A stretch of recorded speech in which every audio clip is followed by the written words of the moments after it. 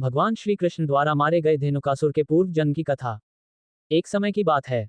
राजा बलि का पुत्र साहसिक देवताओं को परास्त कर गंधमादन की ओर प्रस्थित हुआ। उसके साथ बहुत बड़ी सेना थी। इसी समय स्वर्ग की अप्सरा तिलोत्तमा उधर से निकली। उसने साहसिक को देखा और साहसिक ने उसको। दोनों आकर्षित हो गए।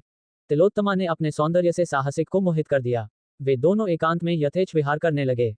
वहीं ऋषि दुर्वासा श्री कृष्ण के चरणों का चिंतन कर रहे थे। वे दोनों उस समय कामवश चेतना शून्य थे। उन्होंने अत्यंत निकट बैठे मुनि को नहीं देखा। शोर सुनकर सहसा मुनि का ध्यान भंग हो गया। उन्होंने उन दोनों की कुत्सित चेष्टाएं देख क्रोध में भरकर कहा।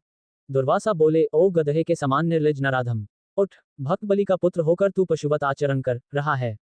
पशुओं के सिवा सभी मैथुन कर्म में लज्जा करते हैं। विशेषतः गधे लज्जा से हीन होते हैं, अतः अब तू गधे की योनि में जा। तिलोत्तमे, तू भी उठ। दैत्य के प्रति ऐसी आसक्ति, तो अब तू दानव योनि में जन्म ग्रहण कर।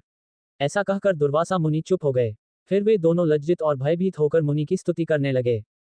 साहसिक बोला, मुने, आप ब्रह्मा, विष्णु और साक्षात महेश्वर हैं। भगवान, मेरे अपराध को क्षमा करें, कृपा करें। यूं कहकर वह फूट फूट कर रोते हुए उनके चरणों में गिर पड़ा। तिलोत्तमा बोली, हे नाथ, हे दीन बंधो, मुझ पर कृपा कीजिए। कामुक प्राणी में लज्जा और चेतना नहीं रह जाती है। ऐसा कहकर वह रोती हुई दुर्वासा की शरण में गई। उन दोनों की व्याकुलता देखकर मुनि को दया आ गई। दुर्वासा बोले, दानव, तू विष्णु भक्त बलि का पुत्र है।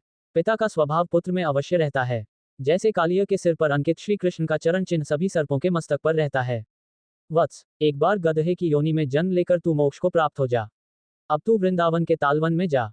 वहां श्री कृष्ण के चक्र से प्राणों का परित्याग करके तू शीघ्र मोक्ष को प्राप्त कर लेगा। तिलोत्तमे, तू वानासुर की पुत्री होगी, फिर श्री कृष्ण पौत्र अनिरुद्ध का आलिंगन पाकर शुद्ध हो जाएगी। ये कहकर दुर्वासा मुनि चुप हो गए। तत्पश्चात वे दोनों भी उन मुनिश्रेष्ठ को प्रणाम करके यथास्थान चले गए। इस प्रकार साहसिक गर्दभ योनि में जन्म लेकर धेनुकासुर हुआ और तिलोत्तमा बानासुर की पुत्री उषा होकर अनिरुद्ध की पत्नी हुई।